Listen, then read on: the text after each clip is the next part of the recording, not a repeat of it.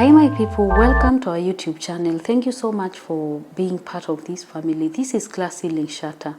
So today I just want us to dissect the affidavit that was presented in the Supreme Court by Abdi Ngulie and some parts of the allegations that were made by Wafula Chebukati. So there is one of them that stood out, and this was the meeting that is being alleged by Abdi Ngulie between him and the other commissioners and Chebukati and Raphael Tuju and Amos Wako. And he alleges that Amos Wako actually told him that when he was the Attorney General, he was also the supervisor of the elections, and sometimes elections results had to be moderated to suit the candidate that would make sure that the country remains stable and secure. Now, what that means is that we know how the elections have been going on since 2007, 2013, 2017, and now 2022. And that takes us down the memory lane, and the amount of suffering that Kenyans have actually suffered in the process in which and in the process of these elections, and also the kind of, I would say, the kind of tension that comes with it. And it makes us also think quite hard whether all those times that Baba has always claimed that his results were stolen, whether that was really always true. Because it seems like when people vote, towards the end, somebody else could be favored. So it means that the way they keep telling us it is the will of people that was reflected, most of the times it isn't. And I can really understand the pain if someone gets to know that is what is really has been happening all along.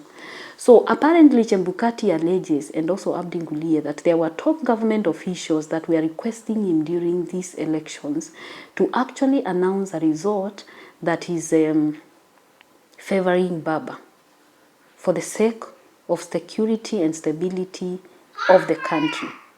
And they said they refused and announced the real candidate, who was the UDA candidate. But now, if you begin to think about these results and also think about the elections deeply, it means that if this has really been happening and the results have been moderated before, it means that we've never really been ruled by that candidate in the country that the people have expressed their will for during the voting period.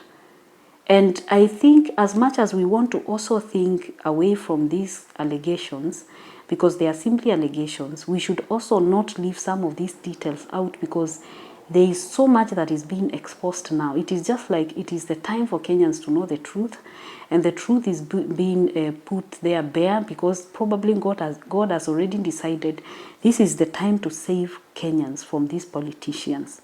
So we are now getting to know so much that happens behind the doors. And this is not to mean that what these people are saying is 100% true. We don't know, because we were not there, and we are not here to say that is what they did.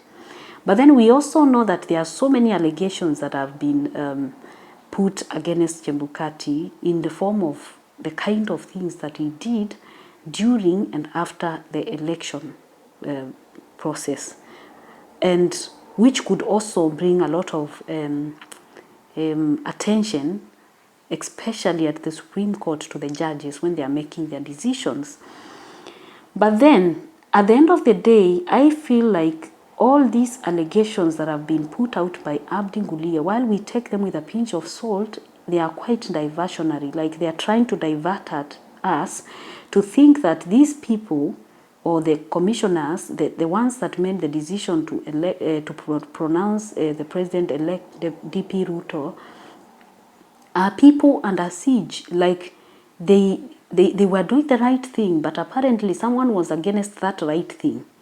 So that is what they are making us to think. And there's that kind of victim mentality, you know, the one of you want to cry out to show that, oh, the government is after us, we are an independent institution, there shouldn't be interference. But so far, if we look at it now, right from the beginning of the way the elections was conducted, even those foreigners that actually were in a position to penetrate through the database of the IEBC, I mean, if independent institutions are supposed to be independent, then they should show some level of responsibility and accountability.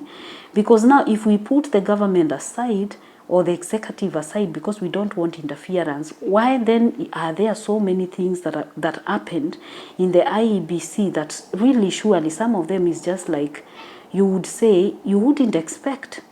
So for them to come out here and cry like, oh, we are here, we are victims, we were just being victimized, the government, some people, very top people actually didn't want us to announce the right results.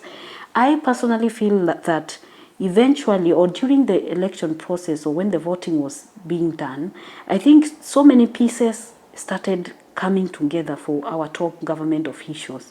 And that was right from the way they caught the Venezuelans. Of course, they have intelligence and they must have come across that intelligence. So when they started piecing everything together, they realized this presidential candidate, as is being alleged, of UDA, most probably had already had a long-term plan of making sure that he wins. And so when it came to the realization of the government, probably that is why Amos Wako and Tuju may have gone, because we are saying here everything is alleged, may have gone to speak to Chebukati to see if they could remedy things instead of us going through another process of elections and also presidential rerun and to the Supreme Court. So most probably that is what they wanted to achieve. We don't know whether they actually met, and we don't know whether those allegations are true or not. But then the information is there for us to consume, but we need to also consume all that information with a lot of caution. What do you think, guys? Please leave us your comment below and let's know what you think. And let's see you in the next video. Bye-bye.